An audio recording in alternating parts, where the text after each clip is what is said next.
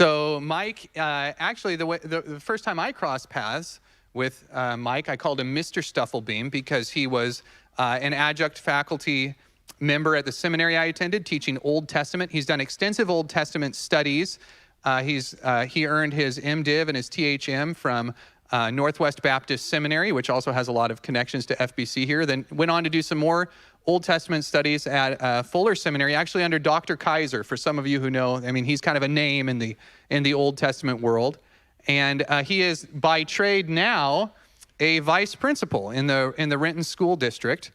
And he has graciously offered to teach and contribute. He also enjoys, in his spare time, he likes to spend time outdoors. He's an elk hunter. So when he and I get together, we mostly talk about elk hunting and a little bit of Old Testament. But he also enjoys Native American history. He was born and raised in Wenatchee, right? So he's just as comfortable walking around an apple orchard pruning trees as he is in a Hebrew lexicon or what. It's like the best thing to come out of Chelan County since applets and cotlets. So Woo! Here he is, Michael Stufflebeam. Thank you. Much. Thanks, Nate. Actually, I hike a lot with a rifle is what I do. So off trail. No, I appreciate this opportunity. I love coming to FBC. Randy, as you know, Randy Bernays and I have been best of friends for probably almost 30 years now. And we meet and we chat and really kind of an accountability partner. And we've had that relationship for a very long time, and I really appreciate that. So turn to Psalm 95. You're not going to see a PowerPoint. I chose not to do one today because it's going to be a little bit of an interactive sermon. Not you, like if you want to, you can, but it's mostly me. But Psalm 95, when we're going to be talking about a psalm of thanksgiving. So I know you guys have been looking at different psalms over the last several weeks.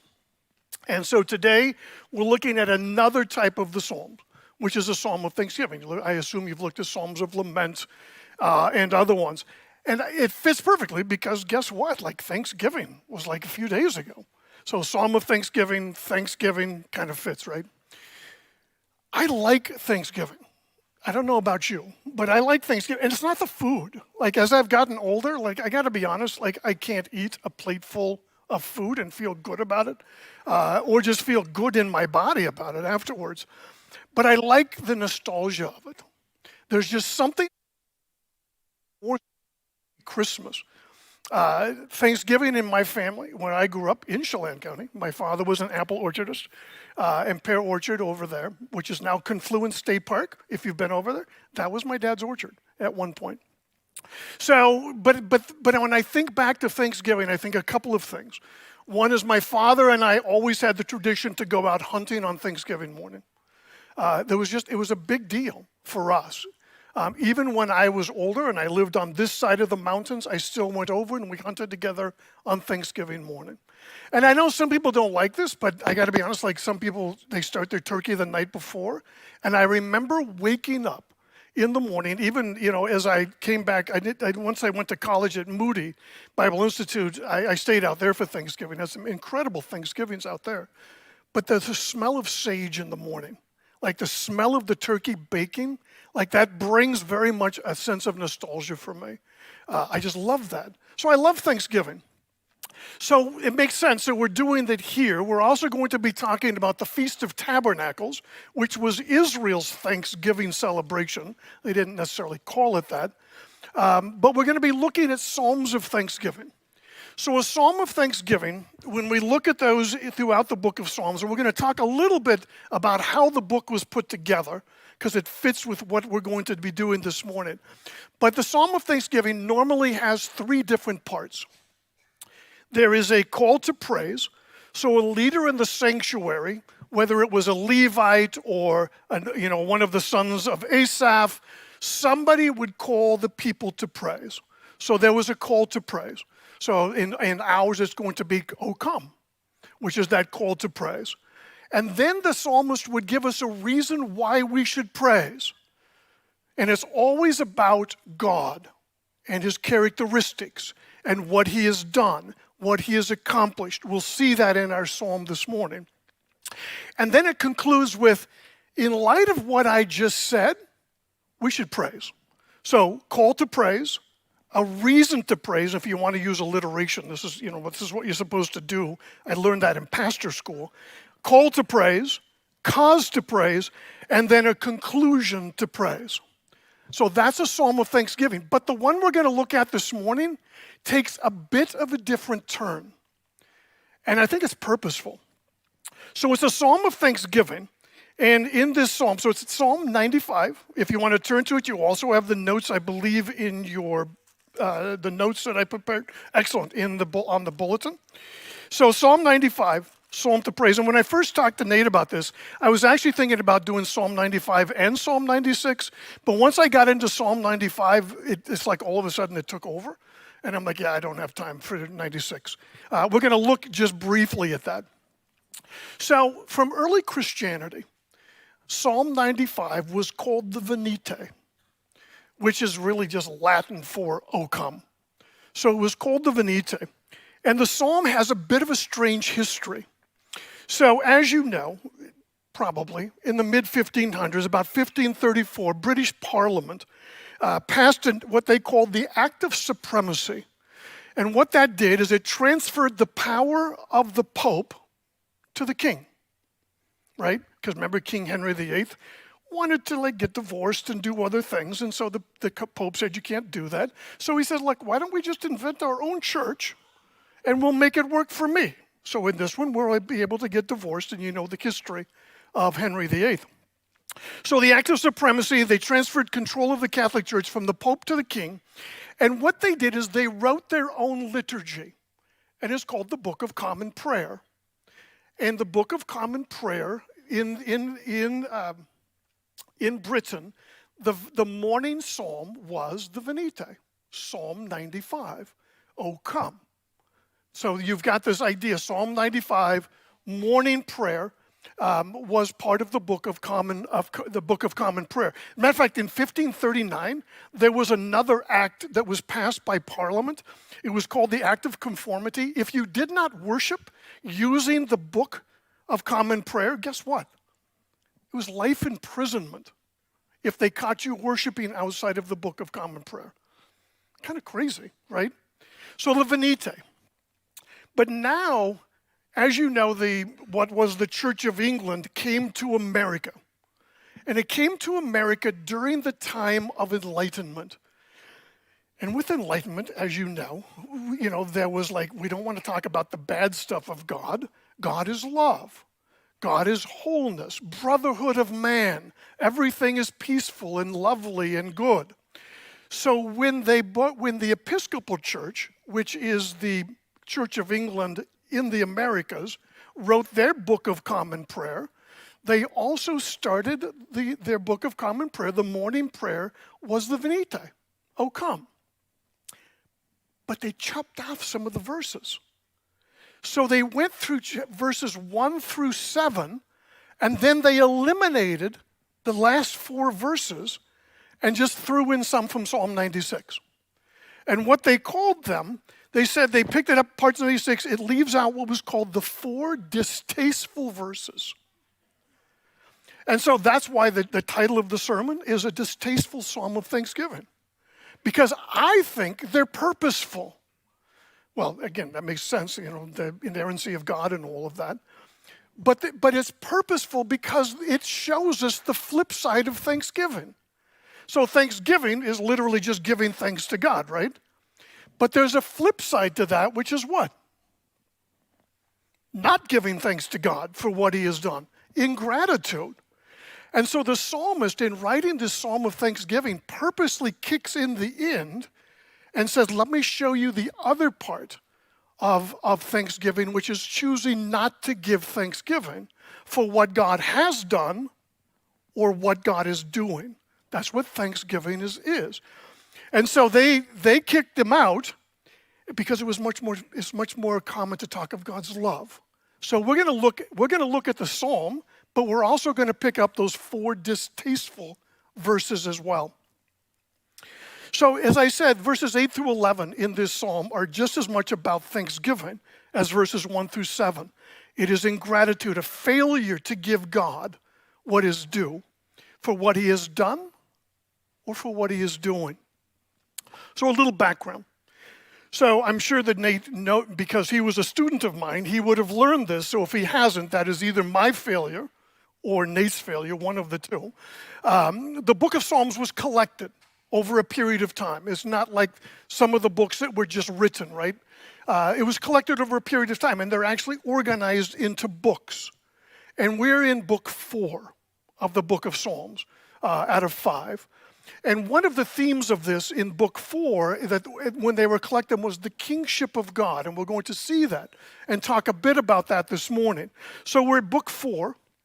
And presumably, although there are no notes to begin this psalm, and as you know, you see some of the notes when you're reading the book of Psalms, like a psalm of David or a psalm of Asaph, or to the tune of a mourning dove, which should be very clear how that song should go.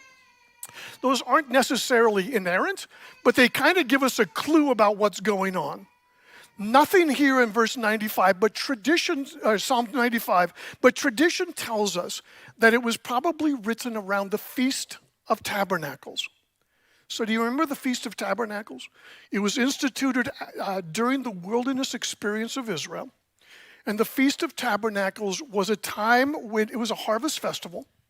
So once the harvest had been completed, that's why it was kind of Israel's Thanksgiving.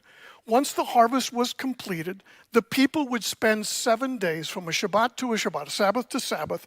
They would spend 7 days living in handmade huts in the woods. And they would make them, they would strip the Kidron Valley of willow branches and all this other things. And they would live in the woods for 7 days. And during that time, then they would, again, after the harvest, then they would come to the sanctuary. And so Psalm 95 fits perfectly within that because that's what's going to happen throughout this psalm today. So they would be in Jerusalem. It was a celebratory thing because it was the harvest festival. And it was a time when they would bring their tithes and their offerings to the temple. Because remember, they were required to tithe a tenth of what they had harvested and other tithes as well. So I want you to keep all of that in mind. But it was a really important time. This Feast of Tabernacles shows up time and again in the history of Israel. And it's always about redemption and the coming Messiah. So Solomon's temple is dedicated during the Feast of Tabernacles. Ezra, when he gives that great speech in Nehemiah about covenant renewal, it's the Feast of Tabernacles. One of the most poignant pictures of Jesus in John chapter 7 is during the Feast of Tabernacles. In Jesus' time, one of the festivals, one of the things that they would do in the festival is the priest would bring this golden pitcher to the pool of Siloam. And he would dip it water in and he would hold it aloft and people would cheer and all of that. And in the midst of that, while this priest is holding this golden chalice up of the water that he's just collected, Jesus yells from up above the pool of Siloam and interrupts the service and says, if you want living water, come to me and I will give you water that will flow for you and never quit coming. Redemption, right? Covenant renewal. That's the Feast of Tabernacles. So keep that in mind as we go through this psalm. The second part that I want to say, so this Feast of Tabernacles is all about what Thanksgiving is. Not what we just celebrated, we got that part down. But what Thanksgiving is. And what we find in these Psalms of Thanksgiving is, so when we talk about the grand transaction, right, that all of the things that God has done, and then all of the things that I get from God, right, Thanksgiving always looks at this, not this. So Psalms of praise are not about what I get, it's about what God has done or what God is doing. Keep that in mind as well. Okay, Psalm 95, verses 1 and 2, here is the call to praise. Oh, come, let me make sure I'm on Psalm 95. Oh, come, let us sing for joy to the Lord. Let us shout joyfully to the rock of our salvation. So here's this venite, oh, come. And the root word there is the word to walk. So I want you to picture the people are in the huts, in the fields, and in Jerusalem.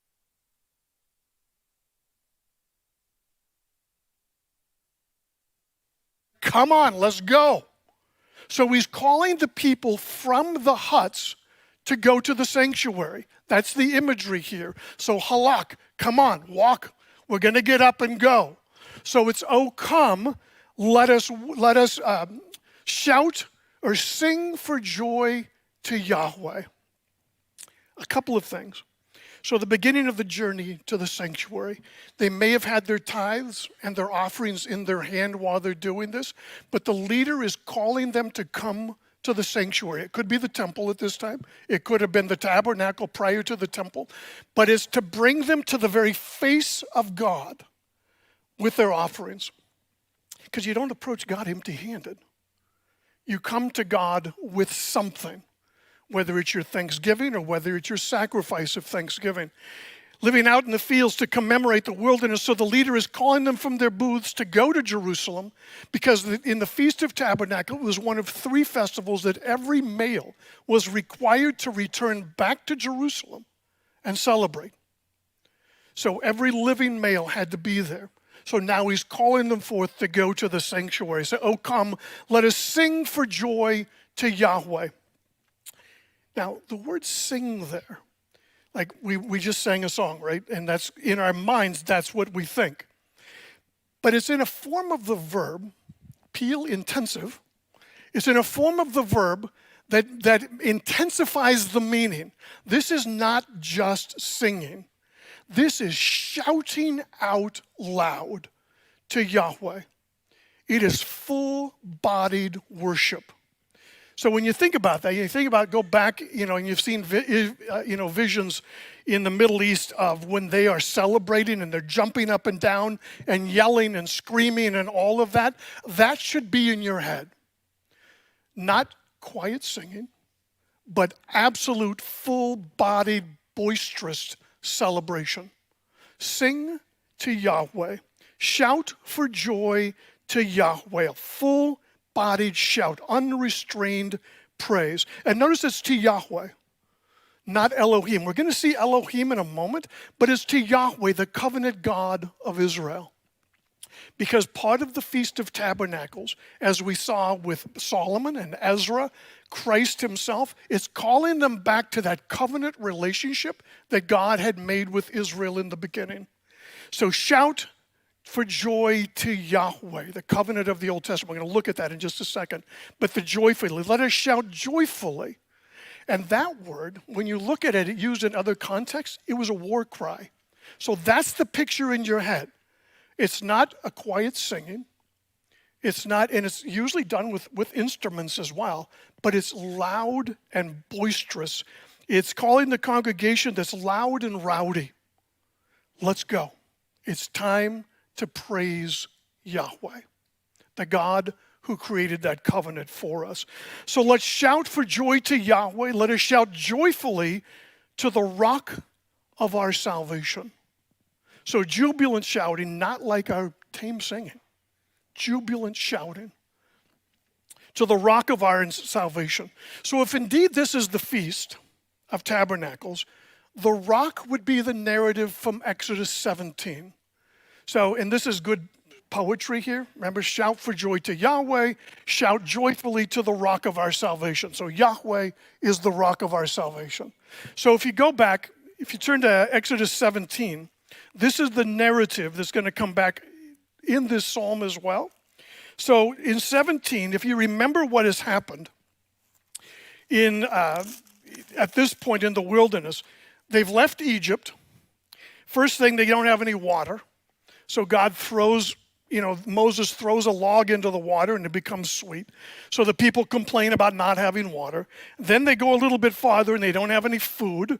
So God brings quail in. And then he creates this stuff called manna. And manna just means like, what is it? Because the people couldn't put a name to it. They just named it, what is it? And every time Moses tries to explain it, he always tries to give us a definition. Like it's like coriander seed, kind of tastes, because we don't know what it is, because it doesn't exist outside of what happened in the wilderness. So now they've got manna, and then guess what? They don't have water again. So the people complain to Yahweh, and they complain to Moses that like you took us out into the wilderness just to kill us. They wanted something to wash the manna down with, right? Like that's the whole idea. And they could collect this every day. Like every day, except for Shabbat, except for the Sabbath, they would collect 2 days worth on the day before. And that was what they ate in the wilderness. And again, for 40 years, they had this. But now they wanted water again. So Exodus 17. Then all the congregation of the sons of Israel journeyed by stages from the wilderness of Sin, according to the command of the Lord, and camped at Rephidim, and there was no water for the people there to drink. Therefore the people quarreled with Moses and said, "Give us water that we may drink." And Moses said to them, "Why do you quarrel with me?" Which is kind of like him saying, like, "Why are you asking me to do this? Like, God's the one that does the water. Why do you test the Lord?" But the people thirsted for water, and they grumbled against Moses and said, "Why now have you brought us up from Egypt to kill us and our children and our livestock with thirst?" So, and you got to remember, what had they seen? All of the Egyptian miracles. They had watched the Sea of Reeds open up before them and walk on dry land. They had quail. They saw a log get thrown into some water that became drinkable. And they saw the manna every morning, and yet they still did not believe that Yahweh would take care of them. So they grumbled to Yahweh, "Give us water." So Moses cried out to the Lord, saying, "What am I going to do with these people?" If you said it like Moses, like, "What am I going to do with these people?" A little more and they will stone me. Then the Lord said, "Pass before the people and take with you some of the elders of Israel, and take in your hand the staff for which you struck the Nile." So remember, that was the staff that he also used to part the sea, the rod that he has. And now what he's going to do, "I'm going to stand before you on the rock at Horeb, and you shall strike the rock, and water will come out of it, that the people may drink." And so Moses did in the sight of Israel. And he named the place Massah and Meribah, of the quarrel of the sons of Israel, and because they tested. Massah and Meribah, quarrel and tested. So he named the place for what the people had done. So let us shout joyfully to the rock of our salvation. The rock that provided sustenance in the wilderness is that same rock. Remember what 1 Corinthians 10? Paul says that rock was Jesus. Like it followed them. I don't think it actually, like they drug it along. But the point was Christ was with them in the wilderness. And he provides the water. So to the rock of our salvation, and indeed this is the feast, and the rock is that rock. And after seeing all of the events of Egypt, a contest of the God, and the parting of the Sea of Reeds, just days later, they test Yahweh because they do not believe that God is faithful in his words. That's ingratitude, right? Not believing that God will fulfill what he has said. So verse 2. Let us come before his presence with thanksgiving. Let us shout joyfully to him with psalms. Still continuing that call to praise. So let us shout, let us come meet before him with, literally, let us come, different word. So halak means, come on, guys, let's go. Let us come is, let's continue to move towards the sanctuary. Because now we're going to meet the presence of God. And the word literally is, we're going to come before the face of Yahweh.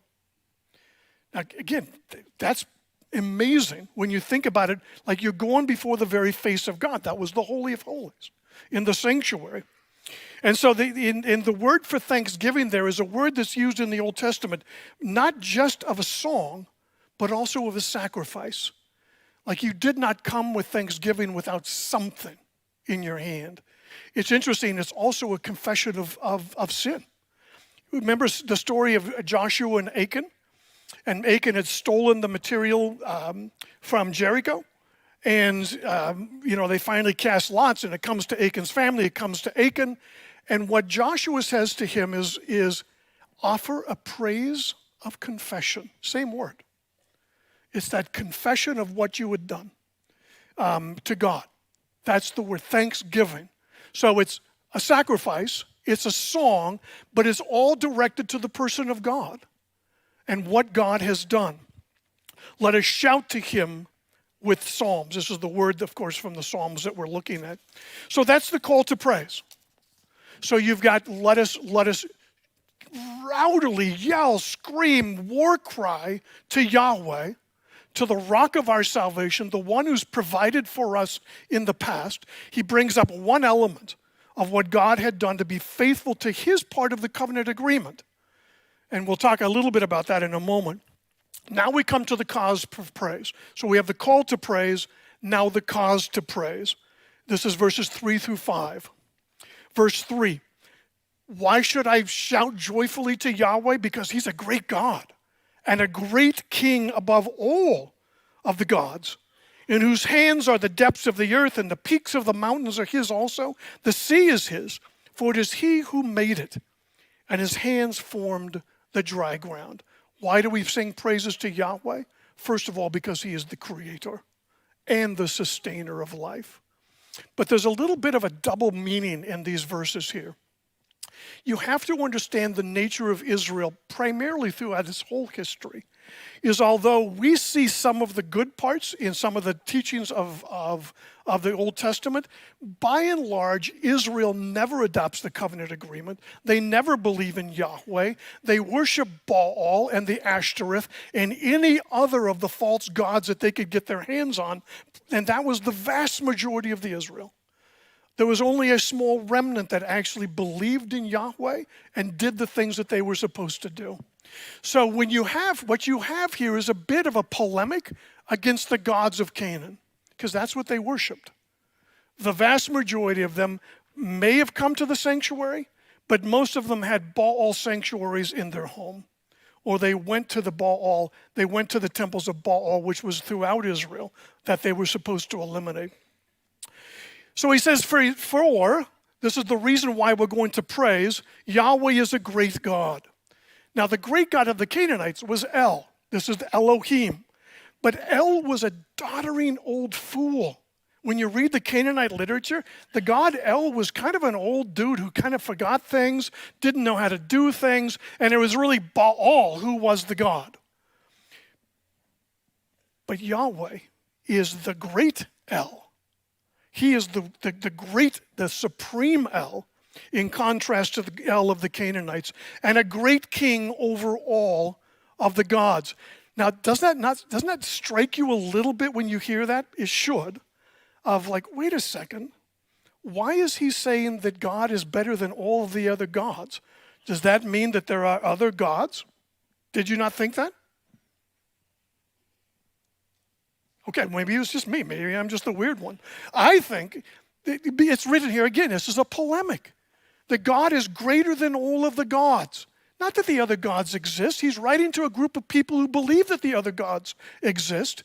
And so it makes sense that he would say it this way. So he's a great king over all of the gods. So we've already dealt with El, Elohim. Yahweh is the great El. Now he's the great king, because Baal was called, guess what? King of the gods and the Most High. So remember, Yahweh is called Elyon, the Most High. So was Baal. And so what the writer wants you to understand is that he's the great king over all of the gods. He's not Baal. He is the God.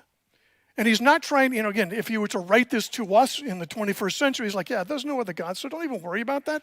But he's writing to a group of people who still believe that there's other gods. And that Yahweh is just a part of this pantheon, and that they want to worship is, they're going to worship whatever gives them what they want when they want it. So a great king over all the gods. And it sounds like a polytheistic statement, but remember the audience. They had rejected his God throughout their history, and they continue to reject God in their worship in the Psalms. And it's interesting, in the very next Psalm, Psalm 96, sing to the Lord a new song. Sing to the Lord, all the earth. Sing to the Lord. Bless his name. Proclaim good tidings of salvation from day to day. And then you get to verse 4. For great is the Lord, and greatly to be praised, for he is to be feared above all the gods.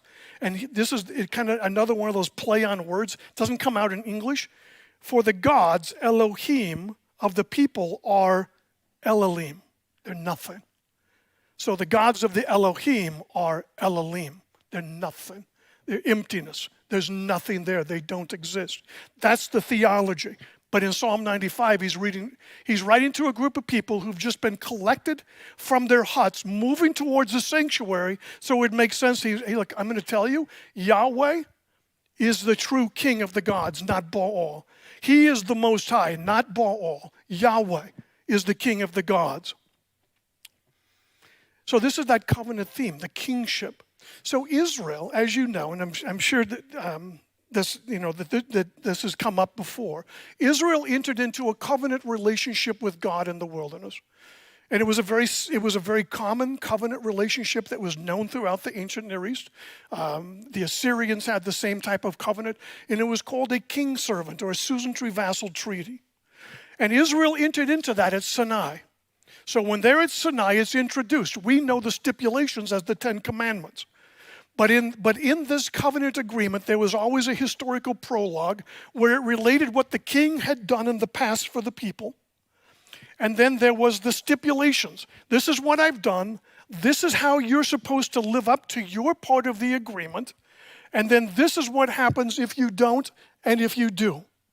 So if you live up to your agreement, like everything's going to go well for you. But if you don't live up to your agreement, the caterpillars are going to come and blight is going to come, and eventually you're going to be kicked out of the land which is mine, and I gave it to you. And that's why Israel goes away to Assyria and goes away to Babylon later on. Ultimate failure of the covenant. But that's the covenant theme that he's bringing back in the Psalm 95. He is the king, and therefore you are the servant, and there are expectations on you. Don't lie, don't cheat, don't sleep with your neighbor's wife, don't covet what your neighbor has, those big 10, right, the 10 words. That was part of that agreement. And the people at Sinai said, yeah, absolutely. With that, we will do that 100%, maybe 98. Well, you know what? Probably about 40%. They had to institute new laws in the wilderness because Moses said, hey, look, if you're going to worship your Egyptian gods, at least do it outside the camp. Go outside the camp because that's where they were at. They were worshiping other gods, even in the wilderness experience. And can you imagine that? Yahweh had done all of these things for them, and they turned their back on Yahweh and worship other gods. So he's a great king over all the gods, not Baal. This is a great king. It's Yahweh is the great king, in whose hands are the depths of the earth. This is why he's a great king. He's the creator. He made it. In ancient Near Eastern theology, if you made it, you own it, and you have power over it. He created the depths of the earth. He who creates it have ownership. He is the great king. This is something they would understand in the ancient world because the king's responsibility in the ancient world was to keep chaos at bay. That was their job. Chaos, anything that wasn't order. Like in Egypt, it was the Pharaoh's job to make sure that it flooded every year so that their crops would grow. And if it failed, the Pharaoh was in trouble because his job was to keep order in the world. So in his hand are the depths of the earth. There's also a bit of a play because the depths of the earth is also where the evil spirits dwelt. So he's saying, hey, look, not only did he not only make the depths of the earth, but he has power over the evil spirits that in their mindset dwelt in the depths of the earth. Not only that, the peaks of the mountains are his also. So this is a merism, figure of speech. When you use two opposite extremes, it means everything in between. So the depths of the earth where evil dwells, and guess what? The peaks of the mountains is where the gods dwelt. So not only does God made it, he controls it and sustains it and has power over it. So if you believe in Baal or the evil spirits, God has power over that. That's what the psalmist is trying to say. And matter of fact, we have like Baal psalms in the Psalms. Psalm 48 talks about Mount Zaphon. Mount Zaphon is where Baal lived. Mount Zion in the far north. Zaphon means north. They've actually found that mountain. It's Mount Casius, just on the Syrian-Turkey border. That's where Baal lived. So he's saying like, hey, look, the peaks of the mountains where Baal lived, I got that one. I have power over it. The sea is his. Verse 5, the sea is his, for it is he who made it. Now the sea in the ancient Near East was the abode of Behemoth, or Leviathan, or the beast, or evil, or chaos. So now you've got, again, a kind of a double meaning here. Not only does he say, look, I created the sea, but I have power over chaos and evil, because God, who owns it and made it, has power over it. So the sea is his, for it is he who made it. So Behemoth, Leviathan, evil, chaos, which was the opposite of order, is what God provided in creation. That's what the whole creation account in Genesis 1 and 2 is about, is God creating order out of chaos. And so think about it, when things go wrong in your life, like that's chaos. Who creates that? Does God create it? Does Satan create it? Do you create it? Like that's chaos. And he says, look, God not only made it, but he controls the sea. And when you think about the Feast of Tabernacles, what sea would have come to their mind that God controlled? The Sea of Reeds, right? The Red Sea. Like what ultimate control did God show? Boom, opens up and they walk through on dry ground. That was a theological lesson as well as an incredible miracle. Because if God controls the sea, he has ownership over it, and chaos and evil are in the hands of God. And he can control that. So the sea is his, for it is he who made it. And his hands formed the dry ground. Another merism. Sea, dry ground, peaks of the mountains, the depths of the earth. God has sovereignty over everything. So think back. The psalmist, the leader of the congregation, is calling the people, let's go from our huts. We're going to the sanctuary. Let's yell and scream and rowdy celebration for Yahweh, because he is the God who has power and control over everything that is out there. And now they're moving towards the sanctuary, and now they're right before the sanctuary. So verses 6 and 7 is the conclusion to praise. Come. Another word, different word. This is like he's got them there. Now they're before the sanctuary. Now he's calling them to action. Come, let us worship. The word for worship there, now that they're in front of the sanctuary, they can't go into the Holy of Holies, but now they're before the face of Yahweh. So come, let us worship. He's directing them back from verses 3 through 5. And what is the true response of the congregation? The word worship is a very old Hebrew word, and this word is only used in a very old Hebrew construction that we don't even learn in beginning Hebrew. It's like it only occurs with this word.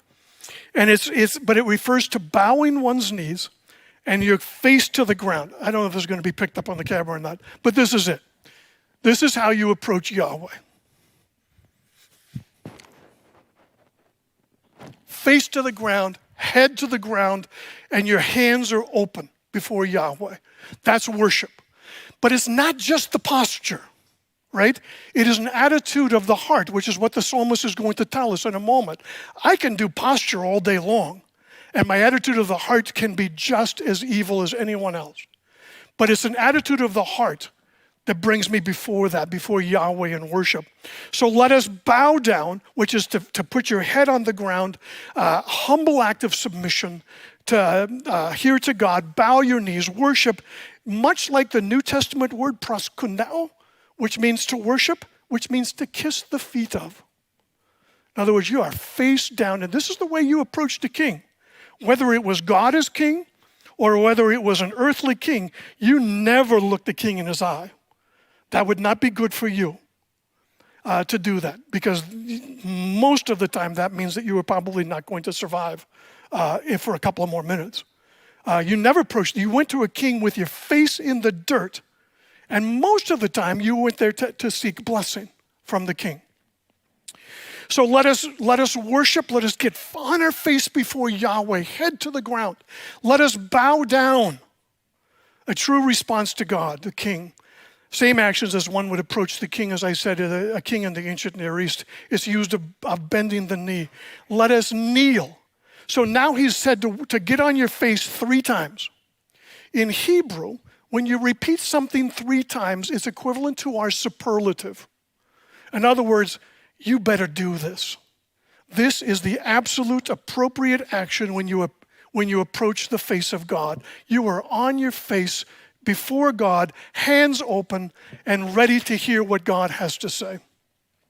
So let us bow down, let us kneel before the Lord, our Maker. Now, he could be talking about individual creation, but probably he's talking about Israel itself. Because remember the Feast of Tabernacles? This is when Israel became a nation at Mount Sinai. And he's like, look, we're going to be on our face before the Creator, God who made us Israel, one who contends with God.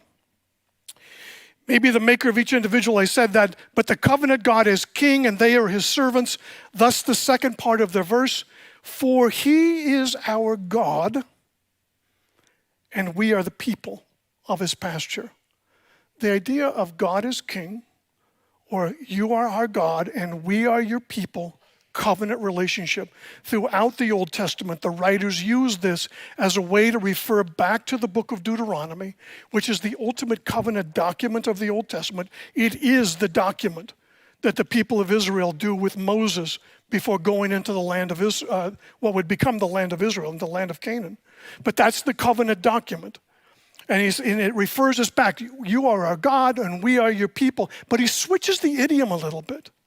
We are the people of your pasture and the sheep of your hand. So imagery, God is Yahweh. God is the shepherd. A good king in the ancient Near East was called a shepherd. It was somebody who guided and directed the sheep. And so the imagery, he switches back to that covenant relationship, but of people following God, right? Because that's what the shepherds do. Otherwise, they just wander aimlessly and fall off cliffs into bushes, that we see in the Gospels and all of that. Like the sheep aren't super bright. I'm sorry if you raise sheep. I'm sure your sheep is perfectly smart. But they're not, like they need someone to kind of direct them. Like here's some water, here's some feed. That's the imagery. So the people's they're like, he's our God. We are the people of his pasture. We're the sheep of his hand. We were created by God to be his servant. That's the sheep, and to follow Yahweh. For he is our God, again, that covenant treaty. God is king and they are his servants. And we are the people of his pasture, the sheep of his creative hand. And then the psalmist does something very interesting.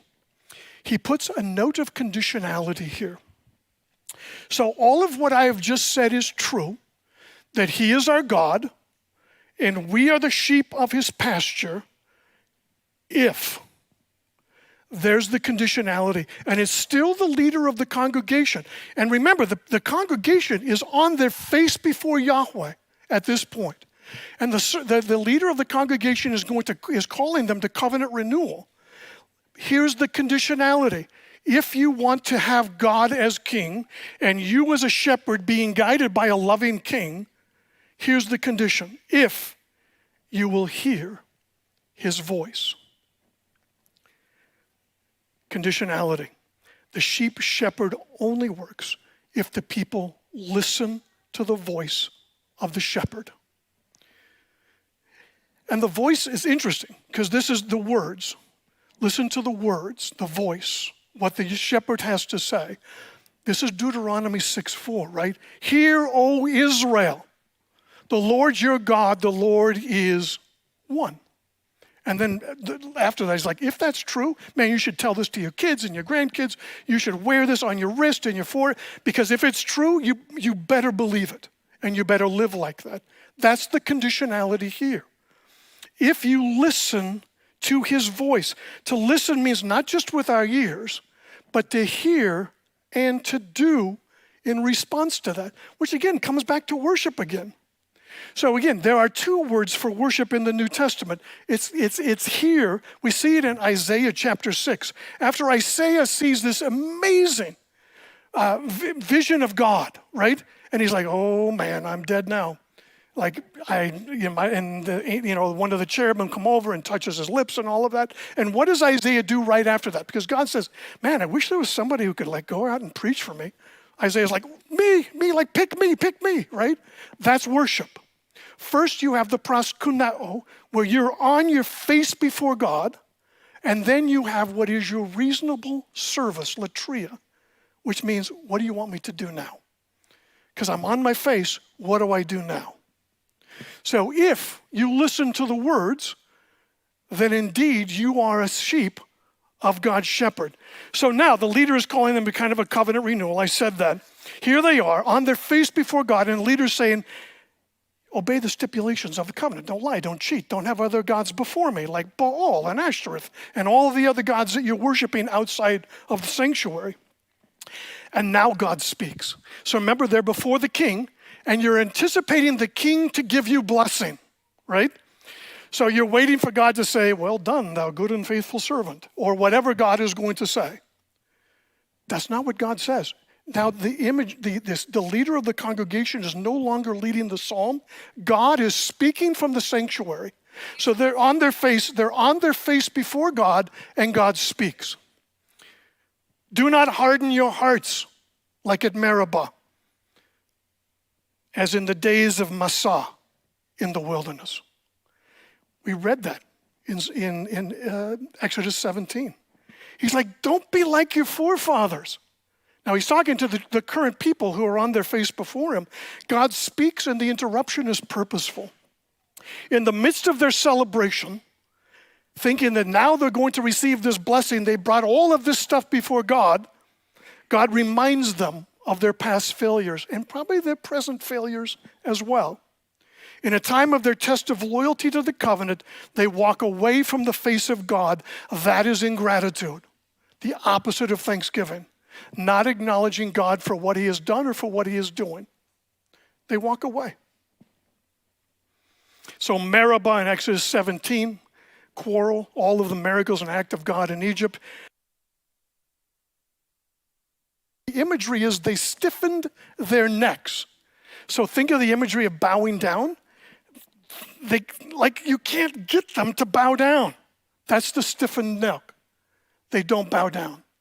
The heart is not there. Now again, I can physically be laying on the ground, but if my heart is not bowed down before Yahweh, I am just doing an empty exercise, whether it's raising our hands or face to the ground. So to harden the heart, to refuse to bow down.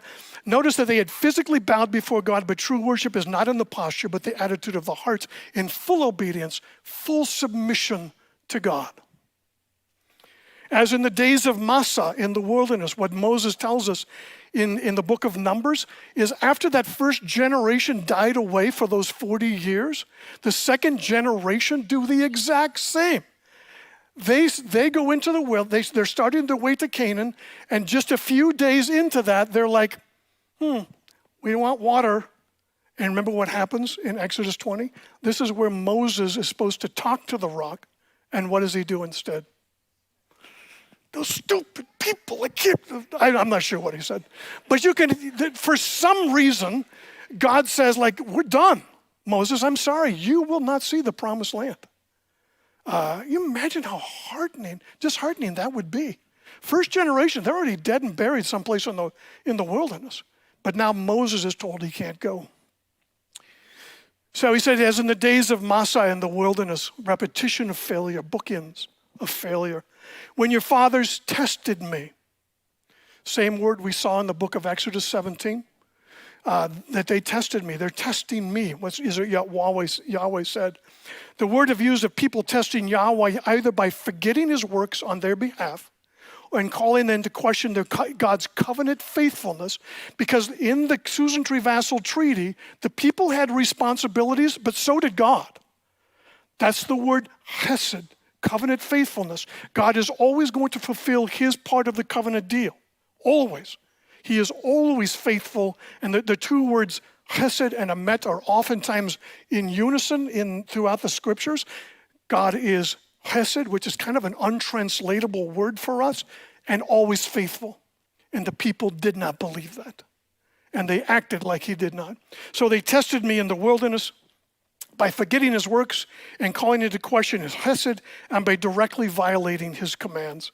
Although God had provided in the past, they did not trust that he would do it again or that he would do it into the future. And they tried me, though they had seen my work. You understand? This is God speaking to the people who are before their face, right? They tried me. They had seen everything that I did, And they still went and worshiped Baal or the gods of Ra of Egypt or the bull or the other 10,000 gods of Egypt. They worshiped them instead of me. That is unfaithfulness. I'm sorry, Siri keeps interrupting us, and I apologize. So they tried to see my work. Good poetic parallelism. He reminds them again of their testing in the wilderness that they did, even though they had seen his faithfulness time and again, what they saw God do, and still 3 days out, they're doing it again. For 40 years, I loathed that generation. Now, the psalmist does something here that is incredible.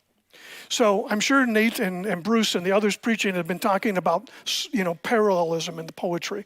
The Hebrew poetry is a repetition of ideas and not a repetition. It doesn't make sound. It's not like us, like everything's got to match, right? I do have a book from the 15th century where somebody put all of the Psalms into English meter and rhyme. It's kind of cool, actually, but that's not how it's supposed to be. I'm sure back then they're like, what? Like somebody forgot to rhyme these words. They didn't have the rhyming dictionary. It's not supposed to be that way. But the writer switches out of poetry here. Because one thing we know about poetry, it contains a lot of hyperbole. The writer overstates the case to get the emotions of the people.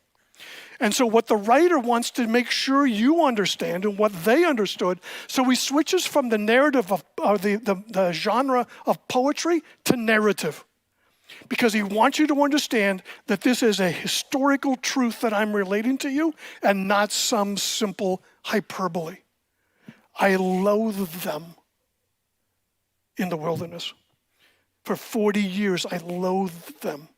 That's a strong word, right? This is the word disgust, disdain, avoidance. Usually when used of God, there's usually consequences involved. God loathed Israel's for their failure into the wilderness. It's interesting, in the wilderness, the people also loathed the wilderness. And this is the picture of Job and all the things that happened to him and the boils and scraping himself with pottery and all of that. He loathed his existence. That's the word that's used. That doesn't sound like the loving God that we worship and serve, right? But yet it is. I loathe them for their unbelief in what I could do. And he said, these are a people who err in their heart. Remember, the heart is not the emotion. The heart is the volition. It is your will, not the physicality. The heart is, they didn't understand what we understand from a physiological perspective now, but the heart was the volition. It was everything. That's why you love God with all your heart and all your soul and all your mind. It's everything that you are. But the heart is the volition. They erred in their volition. Doesn't mean they didn't do the ritual, but the volition was not there. Their will and volition toward the covenant is broken. They err or wander. Think again to the sheep metaphor, right? Yahweh is lovingly guiding the sheep in the wilderness, and what do? They wander off away from Yahweh. It's their volition that brings them away, not God. God was always there. They wander away from God. They err away from the good shepherd. Think back again to the sheep metaphor. We saw that rather than looking at the good shepherd, the sheep wander aimlessly from the law of God and the good and the blessings that it provides. And their hearts lead them astray. And Yahweh continuing to speak to the people saying, they do not know my ways. And the way of Yahweh was oftentimes in the Old Testament pictured as a path, like in the Judean hills. And if you wander off that path, you do a pretty good tumble to the bottom. That's the imagery. They do not know my ways. Therefore, I swore in my anger. This is what God is telling these people before the sanctuary as he's speaking to them. I swore in my anger they would not go in to the promised land. The rest, which I know you guys looked at Hebrews a couple of years ago or something. The rest was an imagery not only of the promised land, but it played also into the ultimate rest, the kingdom of God and heaven that would be coming for everyone. They would not get that. They would not get the rest. And again, a bit of a play on words. Remember, they mistrusted him at Massah and Meribah, so they're not going to get their menuha. They won't get their rest. God, in his anger, swore, done. You will not get the promised land. So the psalmist purposely leaves the people on their knees. Like he doesn't come back and say, oh, by the way, praise God. No, he purposely leaves them on their knees as a rhetorical device. What would the current worshiper do? And how would God respond to their thanksgiving? So here's what I want you to do, and with this we'll close. So the so what is pretty simple. You are in the wilderness, right? You're in the fields, you're in the hut, and now the worshiper, the leader of the congregation, now calls you to go before the face of God to offer your thanksgiving. And remember, you did not go without something in your hand because you gave, whether it was a tithe or an offering, but remember, it was also an attitude of the heart. So I want you to envision that you are part of this worship service and you are yelling and screaming for Yahweh, whatever that means. It'd be like, I imagine it sounds somewhat like a Seahawks game when they won. Sorry, but like it would sound like that. Like remember, I was at game, whatever the game was, that big famous Mariners game, where Edgar hit that double and I was at that game. My ears rang for like 3 days.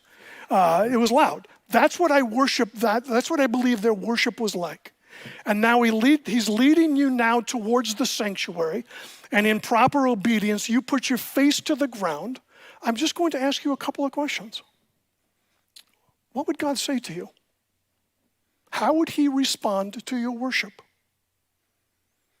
And what would that mean for your rest? On your face before Yahweh. What would he say to you? Would he say, hey, remember those failures of your... What would he say? And then what does that do for your rest? That's what I want you to think about. Father, we thank you. You are a great God. You really are a great God. And a great King above all the gods, Lord. And we worship and we praise you for that. And I just pray, Lord, that each of us will seek our own hearts, Lord, and to look into our own volition and will, Lord. And may we come before you with hearts bowed and ready to hear your word, Lord, whatever that may be, and that we will change and adapt in accordance to what you have said. We ask everything in your blessed name. Amen.